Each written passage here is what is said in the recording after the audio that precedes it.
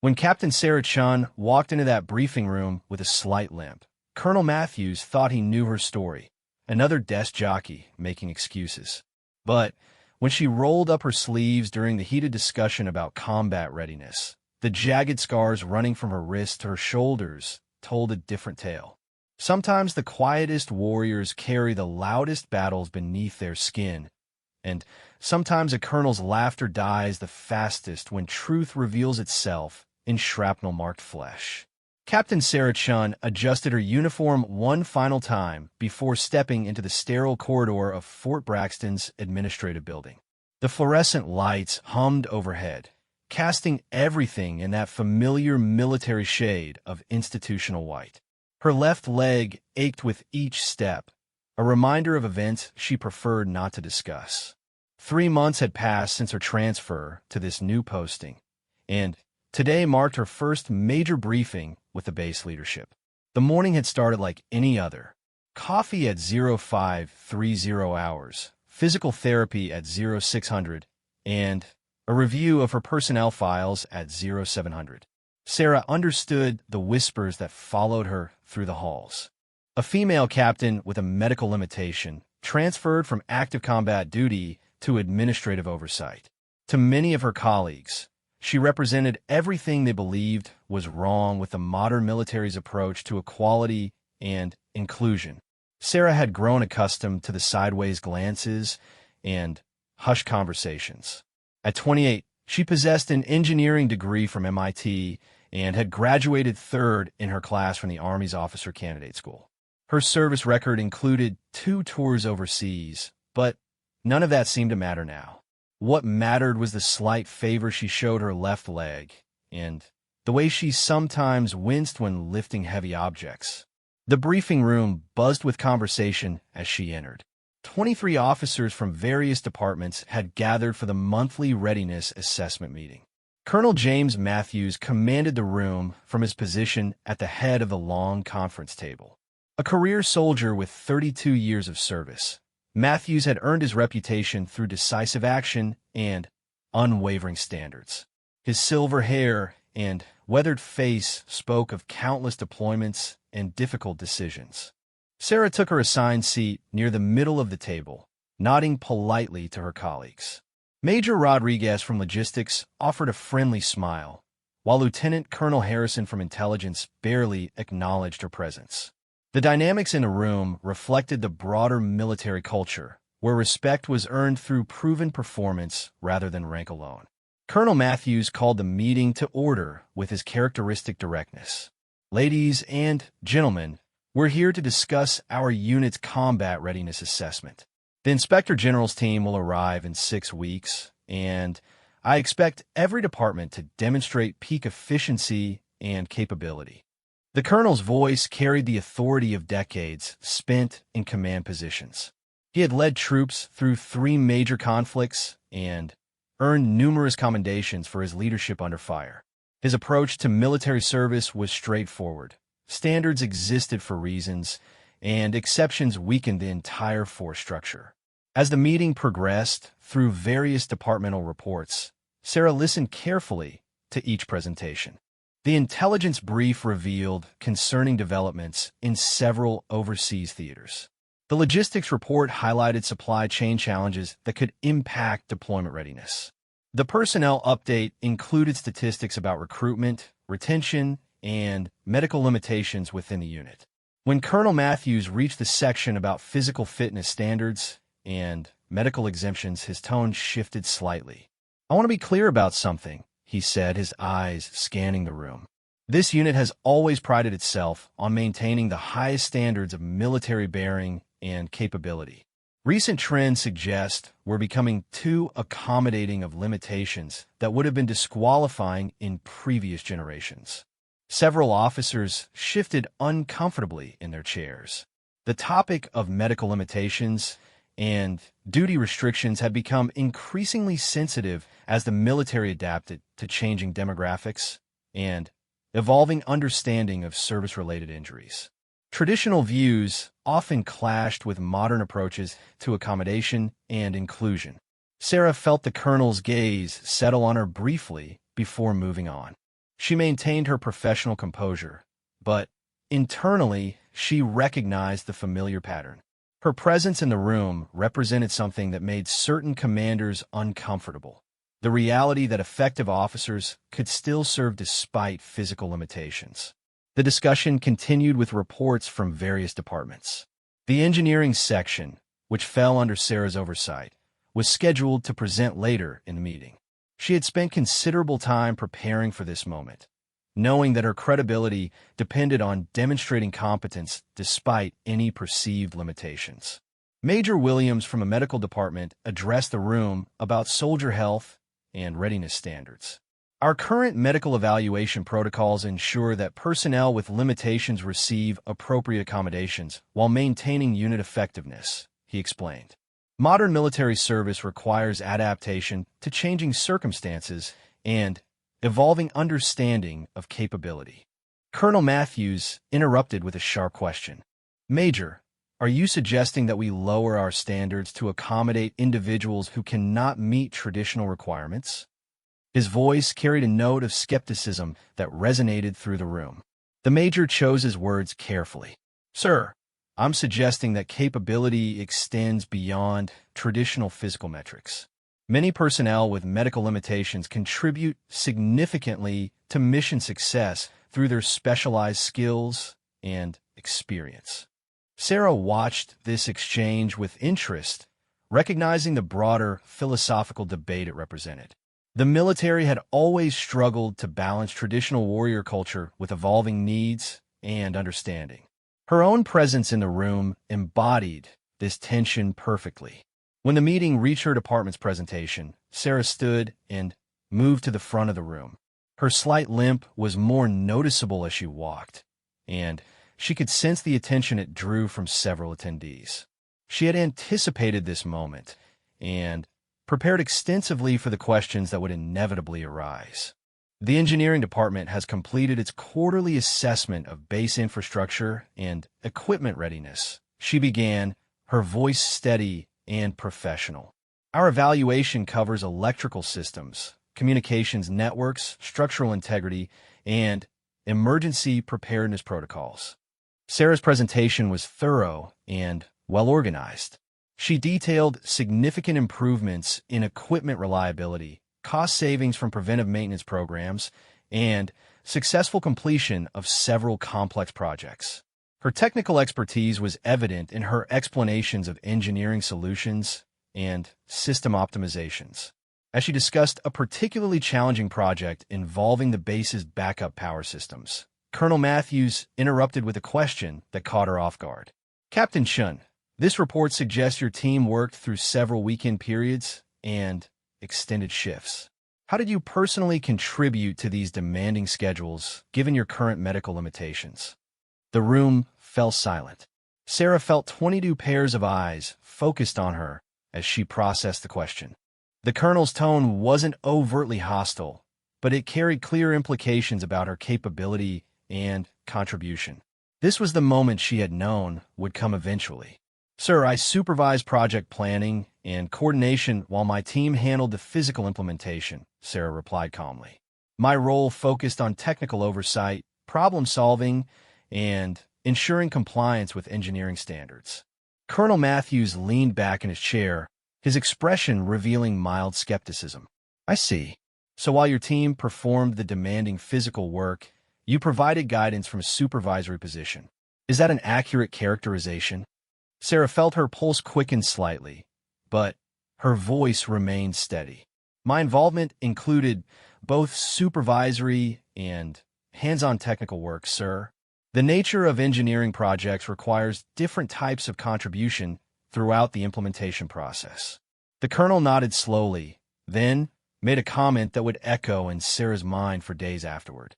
Captain, I appreciate your dedication to finding ways to contribute despite your limitations.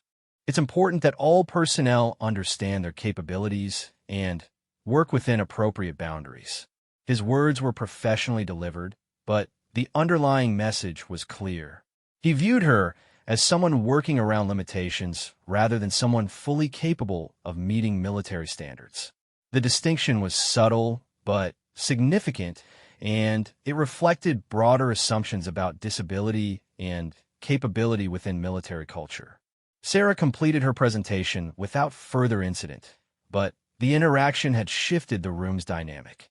She returned to her seat, knowing that her colleagues had witnessed what amounted to a professional challenge to her competence.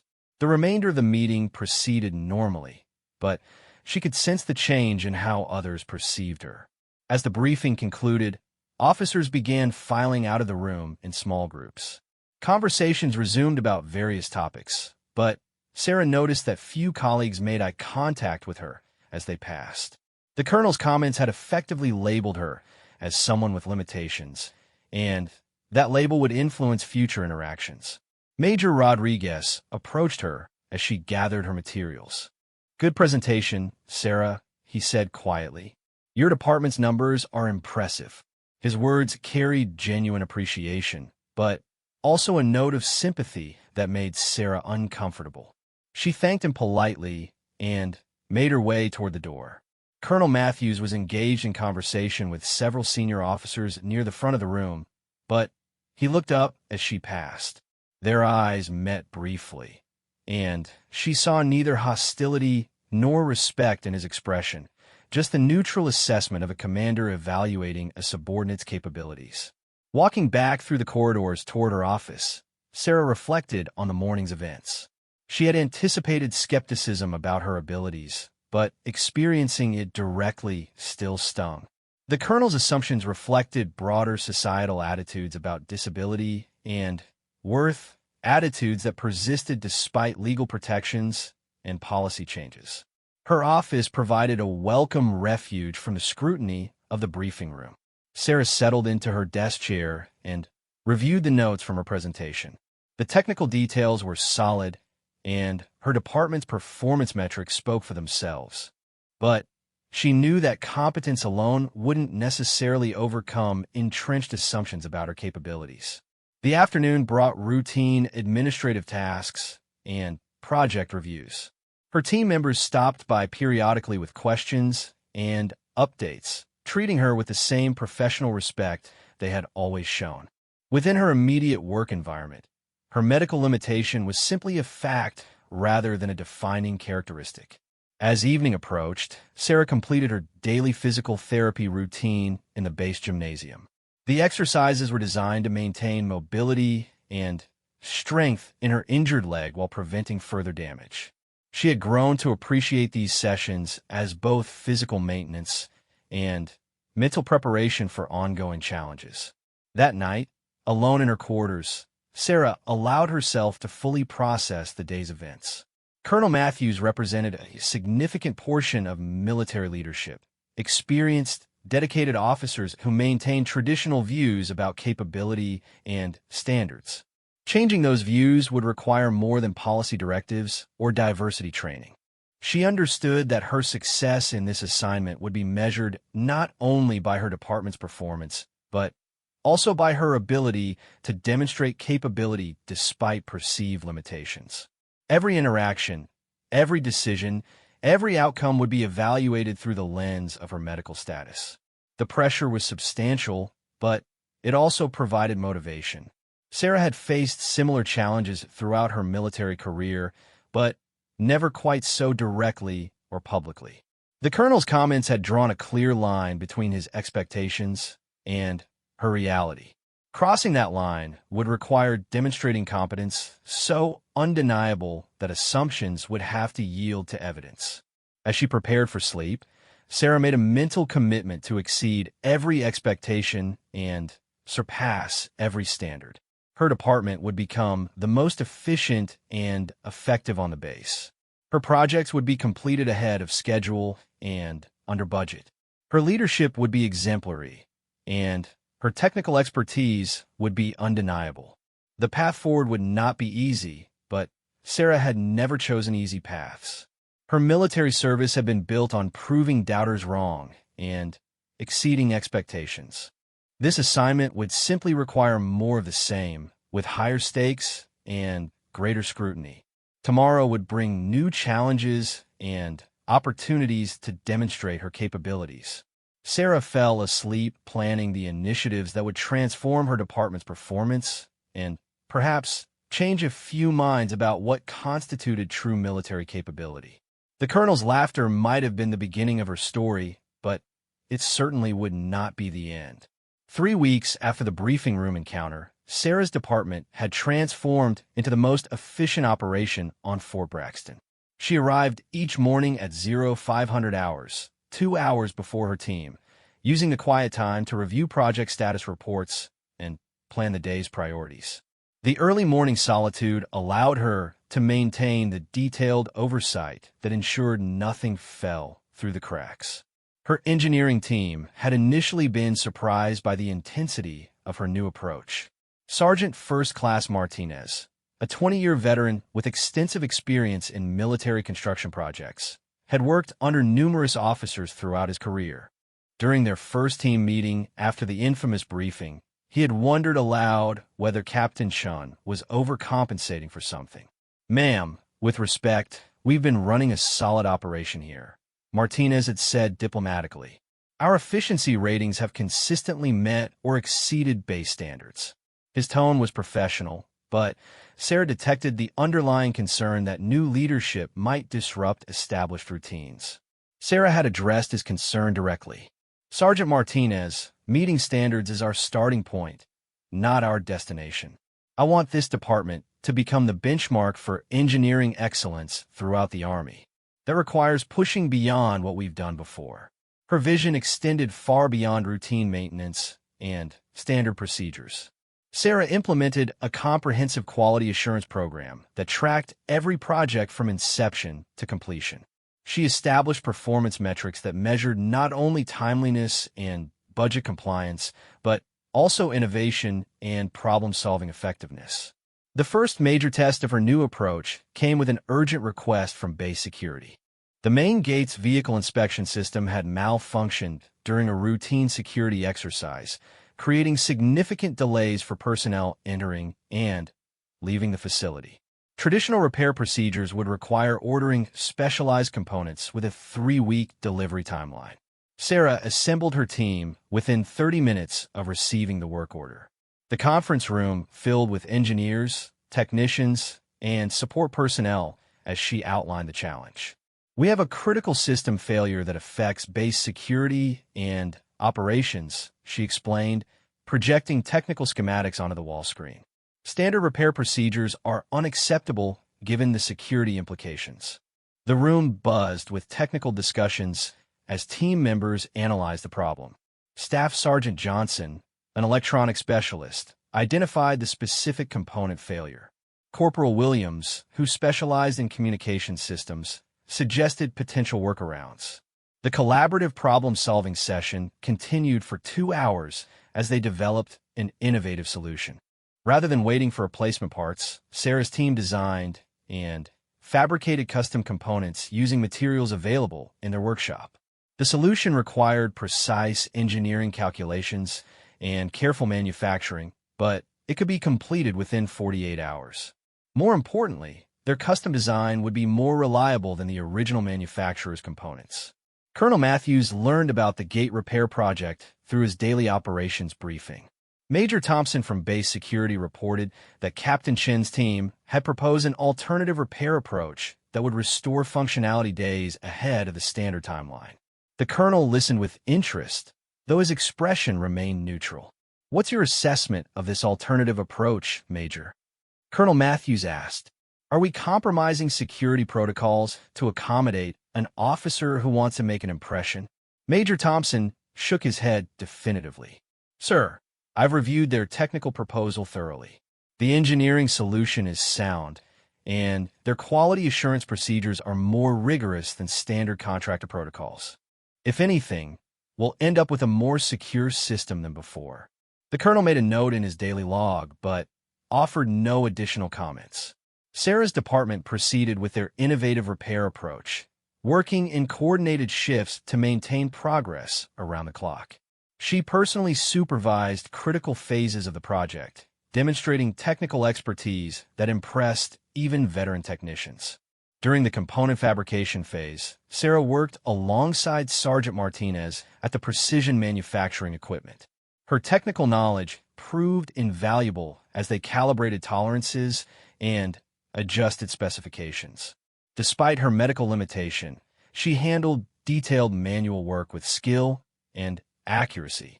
"Ma'am, where did you learn precision machining?" Martinez asked as they completed a particularly complex component. His initial skepticism had given way to genuine respect for her technical abilities.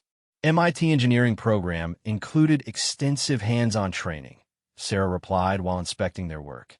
"But most of what I know came from working with technicians like you who were willing to share their expertise." Her response acknowledged his experience while demonstrating that she valued practical knowledge alongside theoretical education. The gate repair project concluded successfully 36 hours after initiation. The new system performed flawlessly during comprehensive testing, and Major Thompson's security team reported improved functionality compared to the original equipment. Word of the successful project spread quickly throughout the base, earning Sarah's department recognition for innovative problem-solving. More importantly, the project established a pattern of excellence that attracted attention from other departments. Within days of completing the gate repair, Sarah received requests for engineering support from units across the base. The communications department needed assistance with antenna optimization. The motor pool requested help with diagnostic equipment upgrades. The medical facility sought expertise for laboratory equipment modifications. Each new project provided opportunities to demonstrate her team's capabilities while building relationships throughout the base. Sarah approached every assignment with the same meticulous planning and innovative thinking that had characterized the gate repair. Her department's reputation grew with each successful completion. The workload increase required careful management to maintain quality while meeting deadlines. Sarah implemented a project management system that tracked resource allocation, timeline coordination, and quality metrics across multiple simultaneous assignments. Her attention to detail ensured that no project suffered due to competing priorities. 3 weeks into this intensive period, Colonel Matthews made an unexpected visit to Sarah's department. She was reviewing technical specifications with her team when his aide announced the colonel's arrival. The entire workshop fell silent as he entered, his command presence filling the space. "Captain Shun, I understand your department has been quite busy lately," Colonel Matthews said, his tone neutral but attentive. "I wanted to personally assess your operations and understand how you're managing the increased workload." Sarah straightened to attention, as did every member of her team. "Sir, we're currently managing 14 active projects across 6 base departments. All assignments are tracking ahead of schedule and under budget projections." Her response was crisp and professional, providing the fact he had requested. The colonel nodded and began walking through the workshop, observing ongoing work and asking occasional questions. He spent several minutes watching Sergeant Martinez demonstrate the precision manufacturing techniques used in the gate repair project. He reviewed project documentation and examined completed work samples. During his inspection, Colonel Matthews noticed Sarah working at a computer workstation that had been modified with specialized equipment. The setup included ergonomic supports and adaptive interfaces that accommodated her medical limitation while allowing her to perform detailed technical work. He paused to observe her using the system. "Captain, this workstation appears to have been customized," he remarked, his tone carefully neutral. "Are these modifications necessary for your duties?" Sarah looked up from her work, meeting his gaze directly. "Sir, these modifications allow me to perform detailed engineering calculations and computer-aided design work for extended periods without fatigue. They enhance my effectiveness rather than compensate for limitations." The distinction was important, and Sarah made it clearly. The modifications represented optimization rather than accommodation, allowing her to exceed standard performance rather than simply meet minimum requirements. Her technical output using the adapted workstation surpassed what most engineers could achieve with standard equipment. Colonel Matthews examined the workstation more closely, noting the sophisticated engineering that had gone into its design. The modifications were clearly custom-made and professionally installed, suggesting significant investment in optimizing Sarah's capabilities. He asked several technical questions about the system's functionality. Who designed and installed these modifications? He inquired, his tone suggesting professional interest rather than skepticism. I designed the system myself, sir, Sarah replied. Sergeant Martinez and his team handled the fabrication and installation. The entire project was completed using departmental resources and our own technical expertise.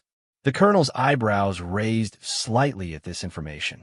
The workstation represented sophisticated engineering and manufacturing work that would typically require outside contractors and significant budget allocation. Completing such a project internally demonstrated both technical capability and resourceful problem-solving. He continued his inspection for another 30 minutes, observing various projects and speaking with team members. Each conversation revealed impressive levels of competence and coordination. The workshop atmosphere was professional but relaxed, suggesting effective leadership and positive morale. As his visit concluded, Colonel Matthews gathered Sarah's team around the main work area. Ladies and gentlemen, I want to commend your department for outstanding performance over the past several weeks. Your innovative solutions and commitment to excellence reflect credit on yourselves and this entire installation. He paused, his gaze settling on Sarah.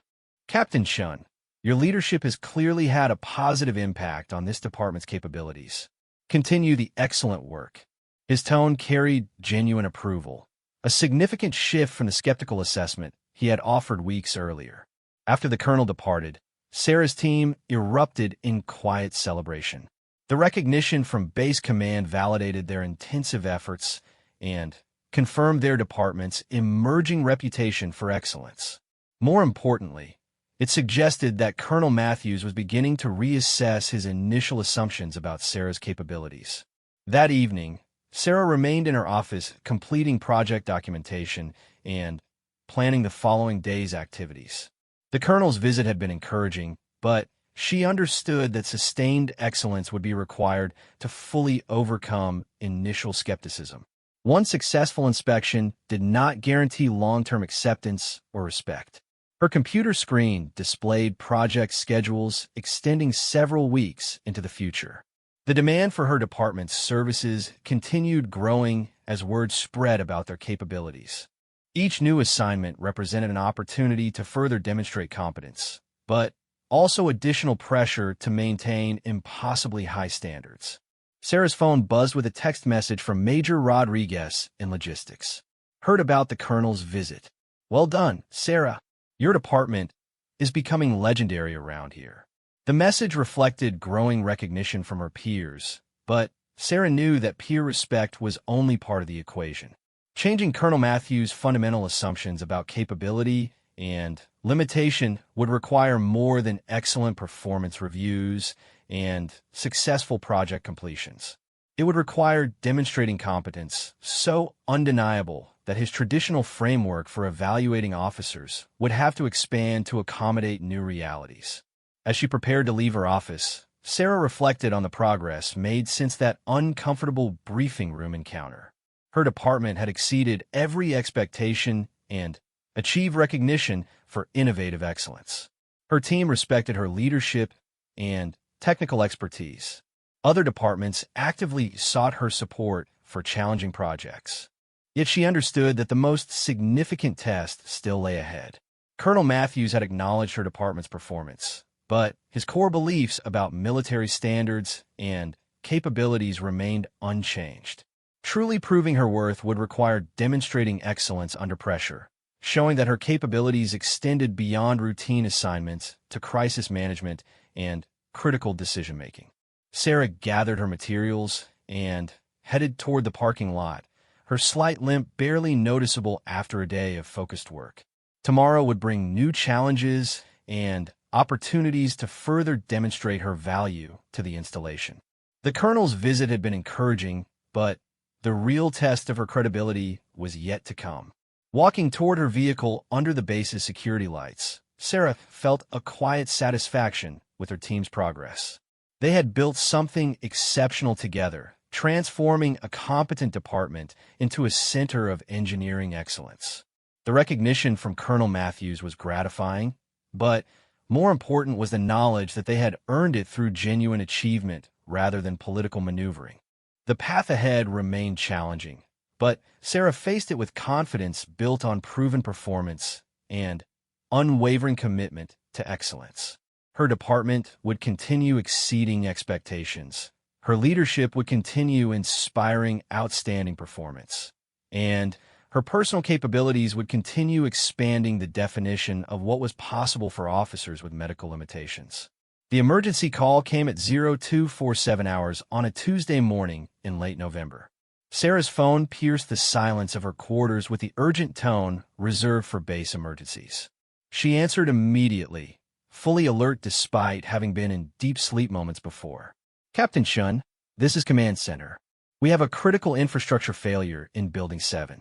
Colonel Matthews is en route and requesting your immediate presence on site. The duty officer's voice carried the tension that accompanied genuine emergencies rather than routine maintenance calls. Sarah was dressed and moving toward her vehicle within 5 minutes. Building 7 housed the base's primary communications center, responsible for coordinating all military operations throughout the southeastern region. Any failure in that facility could impact missions across multiple theaters and compromise the safety of deployed personnel worldwide. The drive across base took 8 minutes through empty streets illuminated by emergency lighting. As she approached Building 7, Sarah could see the scope of the crisis. Emergency vehicles surrounded the facility, their flashing lights casting eerie shadows on nearby structures. Thick black smoke poured from ventilation systems, and the acrid smell of burning electrical equipment filled the air. Colonel Matthews stood near the incident command post, surrounded by senior officers and emergency response personnel. His usually composed demeanor showed signs of strain as he coordinated the response to what was clearly a major crisis. When Sarah approached the group, he looked up with expression that mixed relief and desperation. Captain Shun, we have a catastrophic electrical fire in the main communications hub, he said without preamble. The fire department has contained the flames, but the damage appears extensive. Initial reports suggest we've lost primary communications capability for the entire southeastern command structure. The implications were staggering. Fort Braxton served as a critical coordination center for military operations spanning 12 states. Loss of communications capability would leave thousands of deployed personnel without command support, create dangerous gaps in intelligence sharing, and potentially compromise ongoing missions in sensitive theaters. Sarah listened to the initial damage assessment from the fire chief and base engineering personnel. The electrical fire had originated in the main server room, destroying critical network equipment and damaging the building's primary power distribution systems. Backup systems had also failed due to smoke damage and secondary electrical failures. What's our timeline for restoring basic communications? Colonel Matthews asked the assembled experts. His question carried the weight of understanding that every hour of delay potentially endangered lives and compromised national security objectives. The base communications officer, Major Stevens, provided a grim assessment. Sir, based on preliminary damage evaluation, we're looking at a minimum of 2 weeks to restore basic capability. Full functionality could take 6 to 8 weeks, assuming we can expedite equipment procurement and installation. Colonel Matthews' face darkened at this timeline. Major, that's unacceptable. We have active operations that depend on this communications hub. 2 weeks without capability could have strategic implications that extend far beyond this installation. Sarah had been quietly observing the scene while mentally cataloging the challenges involved in rapid restoration. The problem extended beyond simply replacing damaged equipment. The electrical infrastructure would need complete reconstruction, Environmental systems required repair, and security protocols demanded extensive testing before restoration of classified communications capability. "Sir, may I examine the damage assessment reports?" Sarah asked, stepping forward from the group of observers. Her request drew surprised looks from several senior officers who seemed to have forgotten her presence during the crisis briefing. Colonel Matthews hesitated momentarily before nodding his approval. "Captain, any insights you can provide would be appreciated. This situation requires innovative thinking and rapid solutions."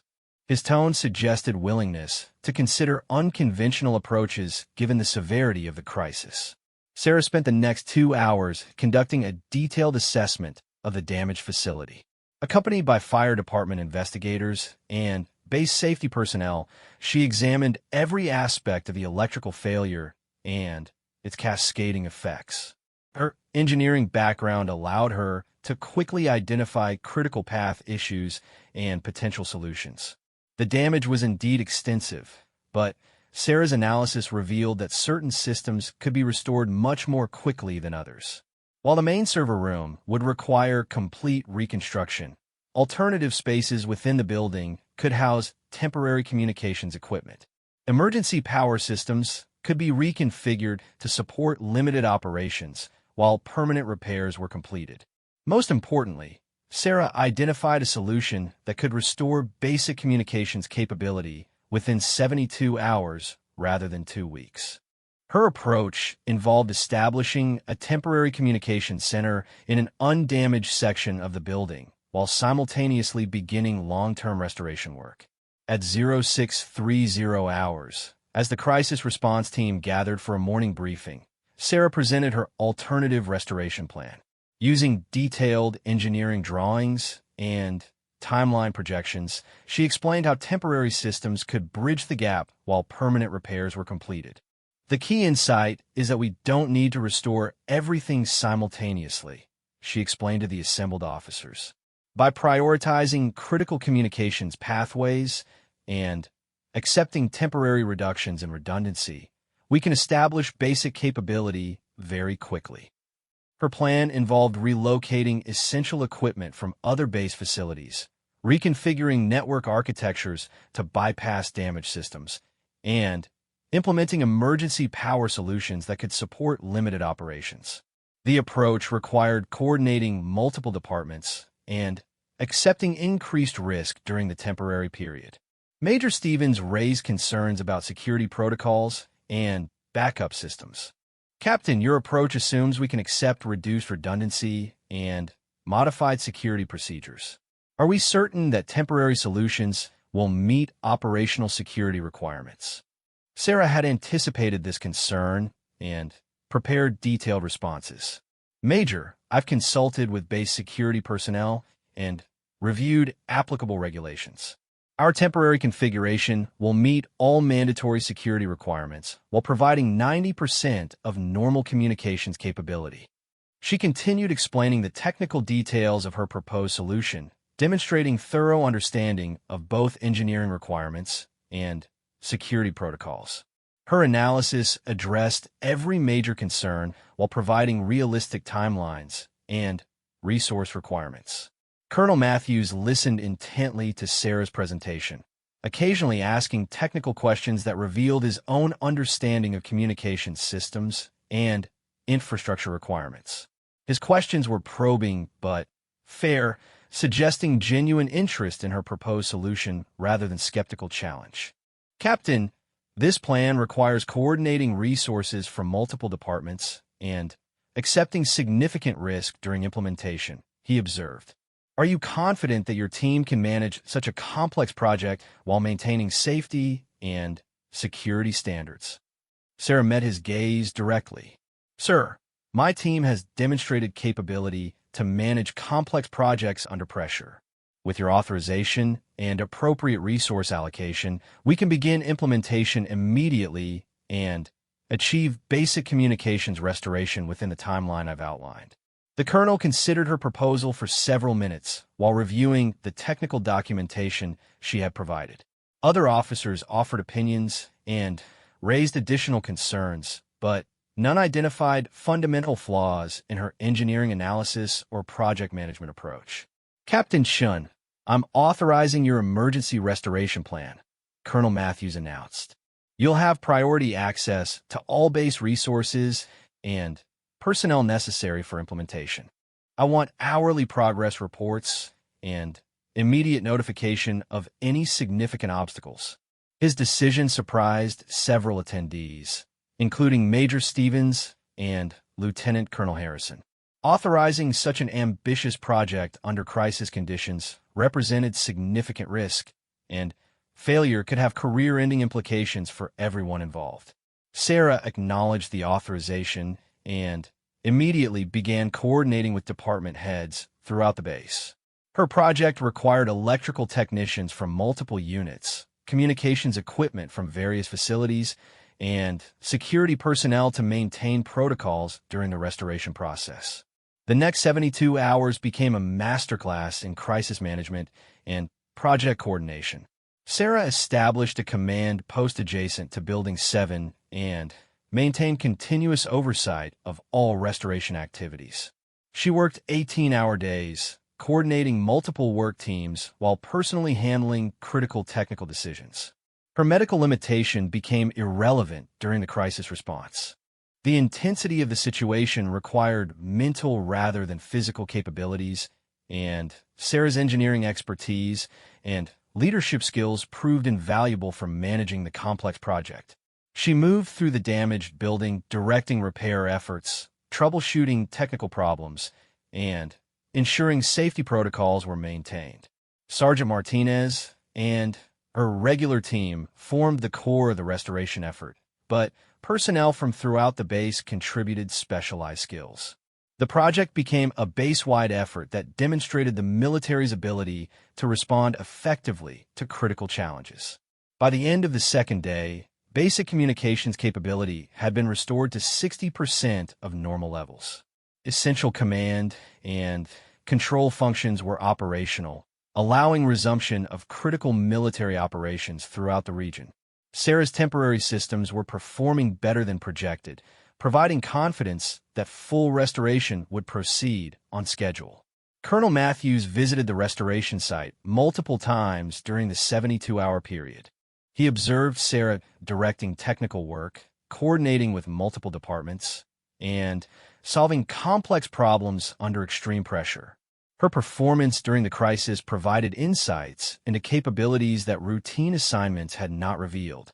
During one late-night visit, the colonel found Sarah working alone at her temporary command post, reviewing system performance data and planning the next day's activities. She looked up as he approached, her exhaustion evident, but her focus unwavering. "Captain, how are you holding up?" he asked, his tone reflecting genuine concern for her welfare rather than formal command inquiry. "Sir, I'm managing well," Sarah replied.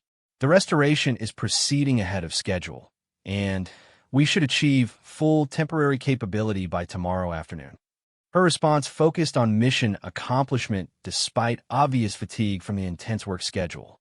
Colonel Matthews sat down across from her temporary desk. "Captain, I want you to know that your performance during this crisis has been exceptional. Your innovative thinking and leadership have prevented what could have been a strategic disaster." His words carried weight beyond simple professional recognition. The colonel was acknowledging that his initial assessment of her capabilities had been incomplete and that her contributions extended far beyond what traditional metrics might suggest. "Sir, this project succeeded because of outstanding support from personnel throughout the base," Sarah replied. "My role was coordination and technical oversight, but implementation required expertise from many departments." Her response demonstrated both humility and leadership maturity, acknowledging others' contributions while accepting responsibility for overall project success. Colonel Matthews noted this balance between confidence and modesty. "Captain, effective leadership often involves knowing how to coordinate diverse capabilities toward common objectives," he observed. "Your ability to manage this crisis has shown leadership potential that extends beyond technical expertise." The conversation continued for 20 minutes as they discussed lessons learned from the crisis response and implications for future emergency preparedness. Sarah's insights into base vulnerabilities and potential improvements impressed the colonel with their strategic thinking and practical focus. At 1,430 hours on the third day, Sarah's team completed the temporary communications restoration ahead of schedule. Full capability had been restored to 95% of normal levels, exceeding her initial projections. More importantly, the temporary systems were performing so well that they could support operations for weeks while permanent repairs were completed. Colonel Matthews attended the formal restoration briefing where Sarah presented final status reports and transition plans for long-term repairs. Her presentation was comprehensive and professional, demonstrating that the crisis response had been managed with the same attention to detail that characterized her routine work. Ladies and gentlemen, this crisis response represents military engineering at its finest, the colonel announced to the assembled officers. Captain Chen's leadership and innovative thinking have restored critical capability while maintaining safety and security throughout the process. His public recognition carried significance beyond simple praise. By acknowledging Sarah's leadership during a major crisis, Colonel Matthews was effectively endorsing her capabilities and potential for greater responsibilities. As the briefing concluded and officers began departing, Colonel Matthews approached Sarah privately. "Captain, I want to discuss your future assignments. Your performance during this crisis suggests you're ready for greater challenges and responsibilities." His words marked a fundamental shift in their professional relationship. The crisis had provided opportunities to demonstrate capabilities that routine assignments could not reveal, and Sarah had seized those opportunities to prove her worth conclusively. Walking back toward her regular office that afternoon, Sarah reflected on the intense 72 hours and their implications for her military career. The crisis had been exhausting and stressful, but it had also provided the platform she needed to demonstrate comprehensive leadership capabilities. Her slight limp seemed less noticeable as she moved through the base, perhaps because her confidence had grown, or perhaps because others now saw her differently. The crisis response had redefined her reputation from someone working around limitations to someone whose capabilities extended far beyond initial appearances suggested. 2 weeks after the communications crisis, Colonel Matthews requested a private meeting with Sarah in his office. The formal invitation surprised her, as their recent interactions had been entirely professional and focused on project management rather than personal discussion. She arrived at the appointed time, unsure what to expect from this unusual summons. The colonel's office reflected his long military career through displays of unit insignia, commendation certificates, and photographs from various deployments. Sarah had never been in this space before, and she noted the careful organization that spoke to his methodical approach to leadership and administration. "Captain Chun, please have a seat," Colonel Matthews said, gesturing toward the chairs arranged in front of his desk. His tone was formal but not hostile, suggesting this would be a serious conversation without disciplinary implications. Sarah sat down and waited for him to explain the purpose of their meeting. The colonel appeared to be choosing his words carefully, suggesting he found this conversation more difficult than routine administrative discussions. "Captain, your performance during the communications crisis has prompted me to reassess several assumptions I've made about your capabilities and potential," he began slowly. "I realized that my initial evaluation of your situation was based on incomplete information and perhaps outdated perspectives about military service." His words surprised Sarah, as she had not expected such direct acknowledgement of his previous skepticism. Military commanders rarely admitted to misjudging subordinates, particularly not in formal settings that could be documented in personnel files. The colonel continued, "I've requested this meeting because I believe I owe you an explanation for my initial reaction to your assignment to this base, and because I want to understand more about your background and experience." Sarah remained silent, uncertain whether this conversation would be beneficial or potentially problematic for her career. Discussions about medical limitations and accommodations could easily become uncomfortable for both parties involved. Captain, I've reviewed your personnel file more thoroughly since the crisis response, Colonel Matthews said, opening a folder on his desk. Your official records indicate a medical limitation resulting from injuries sustained during overseas deployment, but they provide very little detail about the circumstances. He looked up from the file to meet her eyes directly. I realize this may be a difficult topic, but I would appreciate understanding what happened during your deployment and how it led to your current assignment. Sarah had anticipated that this conversation would eventually occur, but she had hoped to delay it until her reputation for competence was more firmly established. Discussing her injuries always risked reinforcing perceptions of limitation rather than capability. Sir, I was injured during my second deployment to Afghanistan, Sarah began carefully. The incident occurred during a convoy operation where my unit encountered an improvised explosive device. Her tone was professional and factual, avoiding emotional details that might complicate the discussion. Colonel Matthews nodded, his expression serious. Captain, I understand that discussing combat injuries can be difficult. Please share only what you're comfortable discussing, but know that I'm asking because I want to better understand your experience and service record. Sarah appreciated his acknowledgement that this was sensitive territory. Sir, my vehicle was the lead in a convoy transporting engineering equipment to a forward operating base. We were approximately 15 minutes from our destination when the IED detonated beneath my vehicle. She paused, gathering her thoughts before continuing. The explosion damaged the vehicle's structure and caused secondary explosions in our equipment. I was pinned in the driver's seat for approximately 20 minutes before rescue teams could extract me. The colonel listened without interruption, his attention focused entirely on her account. Sarah could see that he was beginning to understand that her injuries had not resulted from routine accidents or medical conditions. The extraction process was complicated by ongoing enemy fire and the unstable condition of the damaged vehicle, Sarah continued. By the time medical personnel reached me, I had sustained significant injuries to my left leg and multiple lacerations from metal fragments. Colonel Matthews made notes as she spoke, but his primary focus remained on her narrative rather than administrative documentation. Captain, how were you injured so extensively? The initial reports I've seen suggest your injuries were quite serious. Sarah had known this question would arise eventually. Sir, during the extraction process, additional enemy fire forced our team to take cover multiple times. Each delay increased the damage to my leg as I remained pinned in the wreckage. The metal fragments came from equipment that had been damaged in the secondary explosions. She rolled up her sleeves as she spoke, revealing the extensive scarring that ran from her wrists to her shoulders.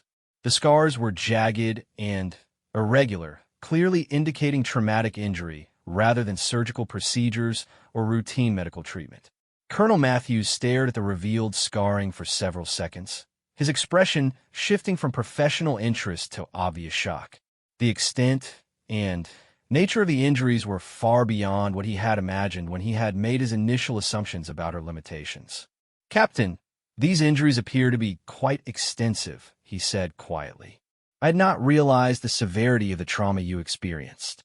His tone had changed completely, reflecting new understanding of what she had endured. Sarah continued her account, describing the weeks of medical treatment and rehabilitation that had followed her evacuation from Afghanistan. Sir, the doctors initially recommended medical discharge due to the extent of the injuries and expected permanent limitations. However, I requested the opportunity to continue serving in a capacity that utilized my engineering skills. The colonel was beginning to understand that her current assignment represented not accommodation for disability, but rather recognition of valuable capabilities that could continue contributing to military missions despite physical limitations. Captain, what was your role in the convoy that was attacked? He asked. I want to understand the context of your service and the circumstances that led to your injuries. Sarah's response would fundamentally change how Colonel Matthews understood her military service and the events that had shaped her career. Sir, I was the convoy commander. The engineering equipment we were transporting included components for a communications relay station that would extend secure communications to several remote outposts. This information surprised the colonel considerably. Convoy command was a significant responsibility that required tactical expertise, leadership skills, and the ability to make critical decisions under pressure. It was not a position assigned to officers with limited capabilities or experience. "You were commanding the convoy operation when the attack occurred?" he asked, wanting to confirm his understanding of her role and responsibilities. "Yes, sir," Sarah replied. "I had command responsibility for the transportation mission and the safety of all personnel involved. The convoy included 12 vehicles and 37 service members from multiple units." Colonel Matthews was rapidly reassessing his understanding of Sarah's background and experience. Convoy command in a combat theater represented exactly the type of challenging leadership role that demonstrated military competence and potential for advancement. "Captain, what happened after the IED attack? How did you manage the tactical situation while you were injured and trapped in the vehicle?" His questions now reflected genuine professional interest rather than skeptical evaluation. Sarah's response would complete the picture of her military experience and capabilities. "Sir, I maintained radio communication with my unit throughout the incident.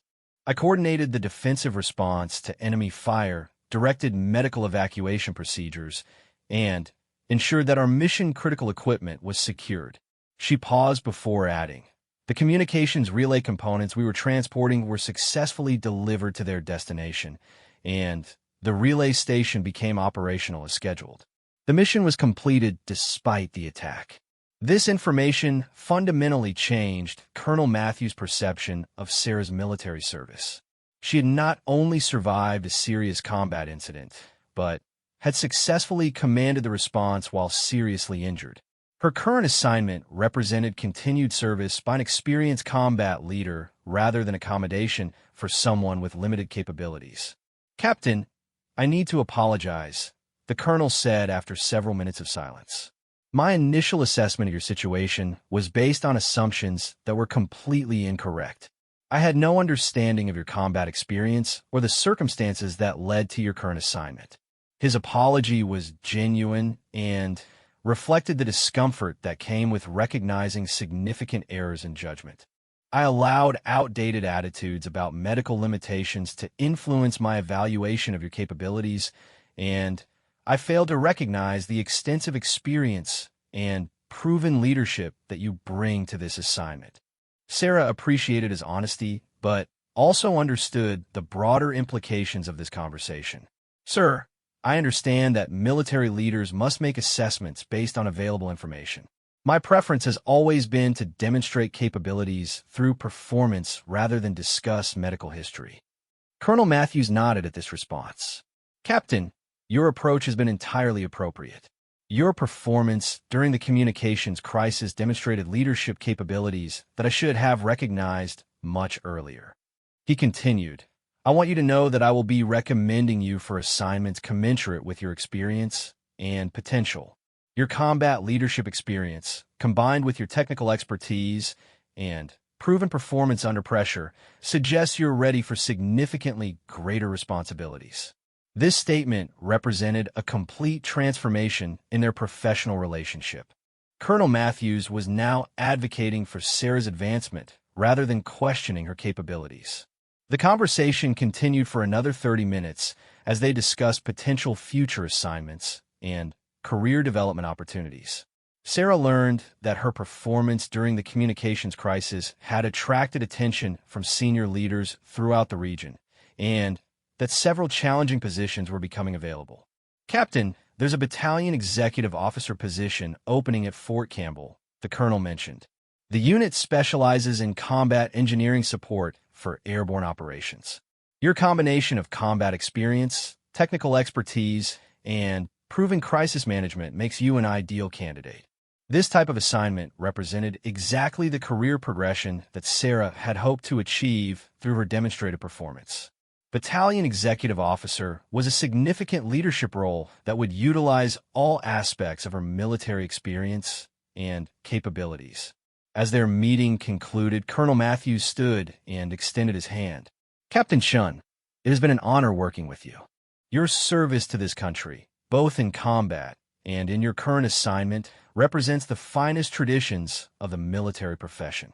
Sarah shook his hand, feeling that their professional relationship had finally reached the foundation of mutual respect that should have existed from the beginning. "Thank you, sir. I've appreciated the opportunities you've provided to demonstrate my capabilities." Walking back toward her office, Sarah reflected on the significance of this conversation. Colonel Matthews had not only acknowledged his initial misjudgment, but had also committed to supporting her career advancement based on demonstrated performance and proven capabilities. The revelation of her combat experience had fundamentally changed how he perceived her military service and potential. What he had initially viewed as accommodation for limitation, he now understood as continued service by an experienced combat leader whose capabilities extended far beyond initial appearances. That evening, Sarah called her mentor, Lieutenant Colonel Patricia Williams, who had guided her career decisions since her medical evacuation from Afghanistan. "Patricia, I think I've finally turned the corner here at Braxton," she reported during their conversation. "Sarah, I've been hearing excellent things about your work there," Williams replied. "Word is spreading about your crisis management during the communications failure. That kind of performance gets noticed at levels far above your immediate command." They discussed the potential assignment at Fort Campbell and its implications for Sarah's long-term career progression. The position would represent a significant step toward battalion command and eventual promotion to lieutenant colonel. "Sarah, you've proven something important through your performance at Braxton," Williams observed. "You've shown that combat experience and technical expertise can overcome initial skepticism about medical limitations. That's a lesson that will benefit other wounded warriors throughout the military." As Sarah prepared for sleep that night, she felt a satisfaction that extended beyond personal career advancement. Her experience at Fort Braxton had demonstrated that assumptions about capability and limitation could be overcome through sustained excellence and unwavering commitment to military standards. The scars on her arms would always tell the story of her combat service, but they no longer defined how others perceived her capabilities. Colonel Matthews' complete transformation and attitude reflected the possibility for broader change in military culture regarding wounded warriors and their continued potential for service. Tomorrow would bring new challenges and opportunities as she prepared for the transition to Fort Campbell. The journey from skeptical reception to enthusiastic recommendation had been difficult, but ultimately rewarding, proving that competence and dedication could overcome any initial disadvantage. 6 months later, Colonel Matthews stood before the assembled officers at Fort Braxton's annual leadership conference, preparing to deliver the keynote address about military excellence and adaptive leadership. His topic had been chosen months earlier, but recent experiences had fundamentally changed his perspective on what those concepts truly meant. The auditorium was filled with commanders from throughout the southeastern region, representing diverse backgrounds and varied approaches to military leadership. Colonel Matthews recognized many faces from his decades of service, officers who shared similar traditional views about military standards and capabilities. "Ladies and gentlemen, I want to discuss the evolution of military leadership and our understanding of what constitutes excellence in modern service," he began, his voice carrying the authority that came from extensive command experience. 6 months ago, I would have delivered a very different speech about these topics, he continued, pausing to scan the audience.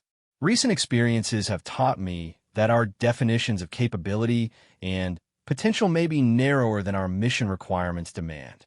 Several attendees shifted in their seats, recognizing that this introduction suggested an unconventional approach to traditional military leadership topics. Colonel Matthews had built his reputation on unwavering standards and traditional approaches to command responsibility.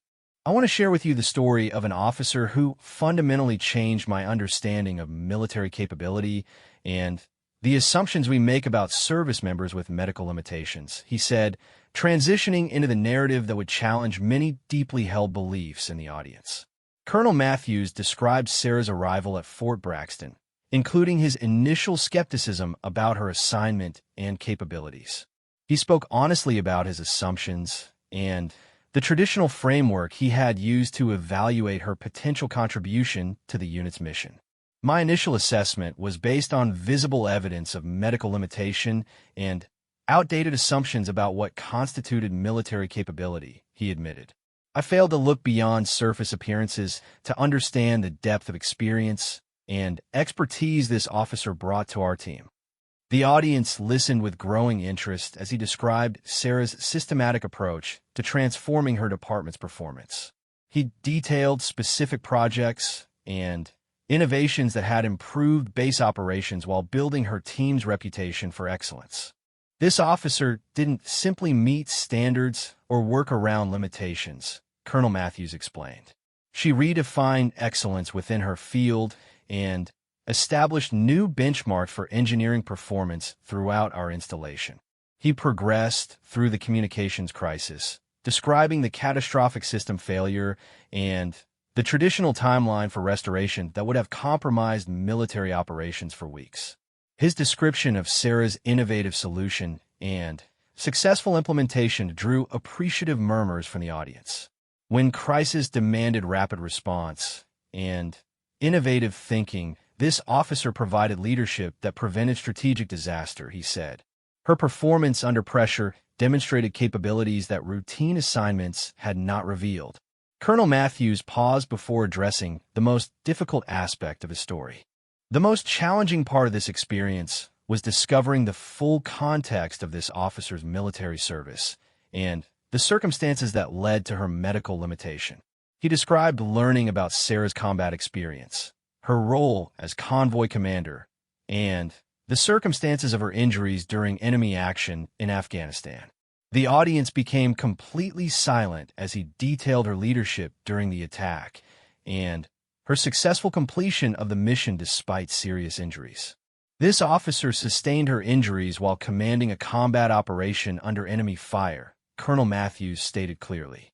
She continued directing tactical operations while trapped in a damaged vehicle, ensuring mission completion and the safety of 37 service members under her command. The revelation drew visible reactions from several audience members who understood the implications of command responsibility in combat situations.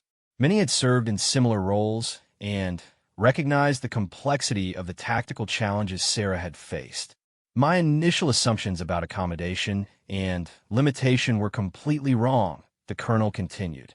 This assignment represented continued service by an experienced combat leader whose capabilities far exceeded my initial assessment. He discussed the broader implications for military leadership and the evaluation of personnel with medical limitations. How many other capable officers are we underutilizing because of assumptions about limitation rather than recognition of capability? He asked. The question challenged fundamental aspects of military culture and traditional approaches to personnel management. Colonel Matthews was asking his peers to reconsider deeply held beliefs about disability, accommodation, and military effectiveness. Excellence in military service extends far beyond physical capability to include technical expertise, leadership skills, innovative thinking, and the ability to perform under pressure, he observed. Our evaluation criteria must evolve to recognize diverse forms of military capability. He described Sarah's subsequent assignment to Fort Campbell as Battalion Executive Officer, where she continued demonstrating exceptional leadership and technical expertise. Her performance in the new role had exceeded all expectations and earned recognition from senior commanders throughout the airborne community.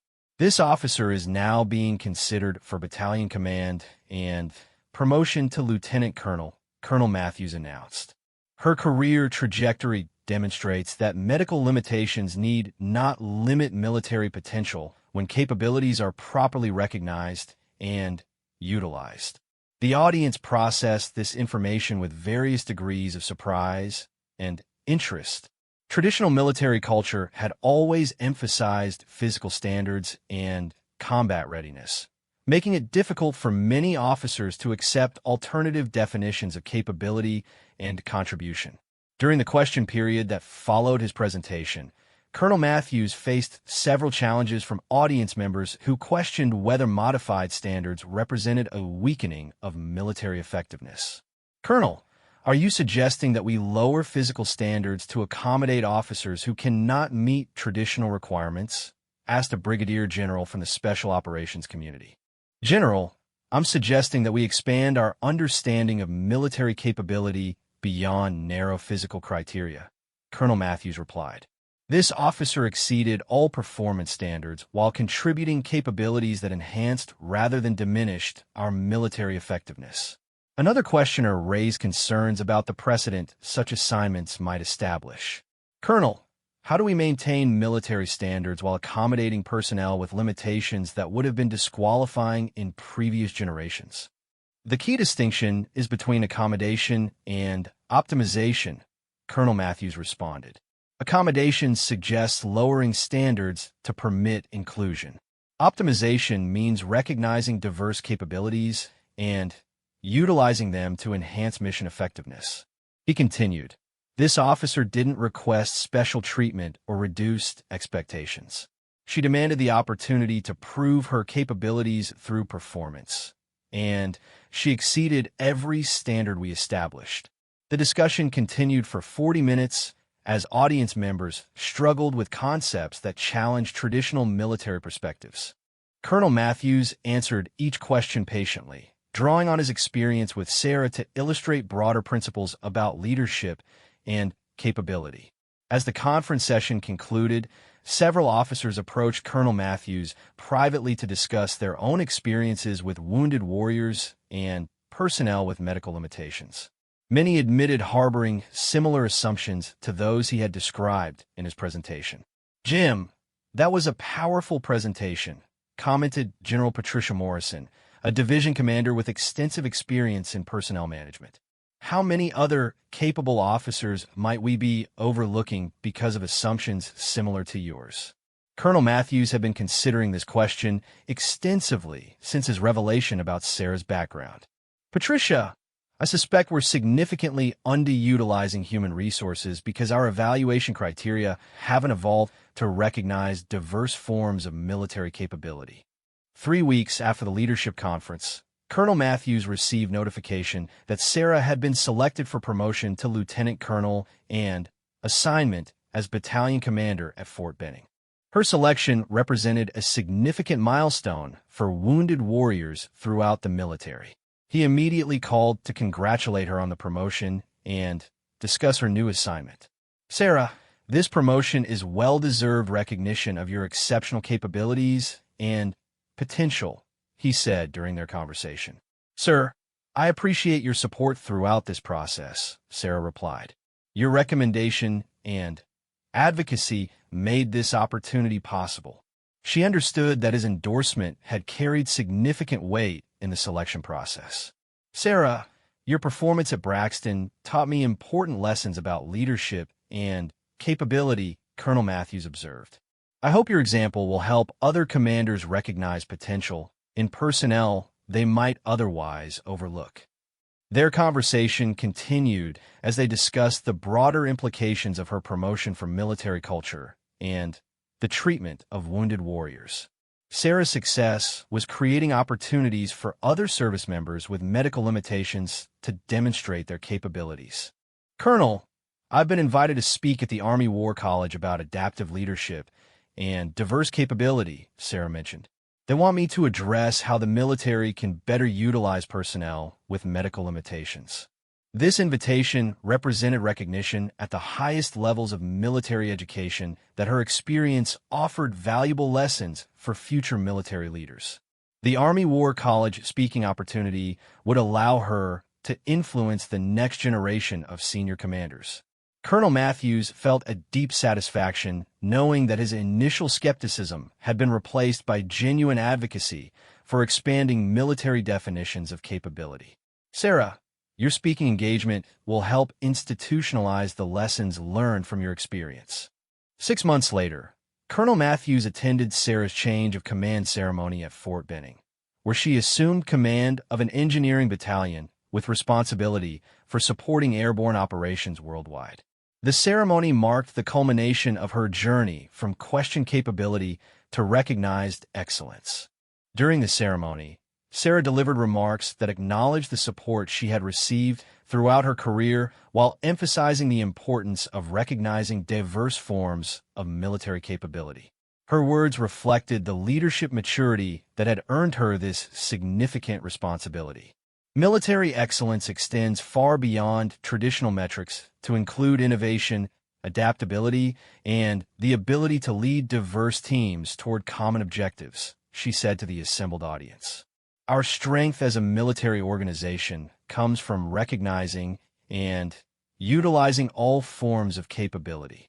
Colonel Matthews watched with pride as Sarah accepted command of her battalion, knowing that her success represented broader progress in military culture and understanding. Her journey from skeptical reception to battalion command demonstrated the potential for positive change in traditional military perspectives.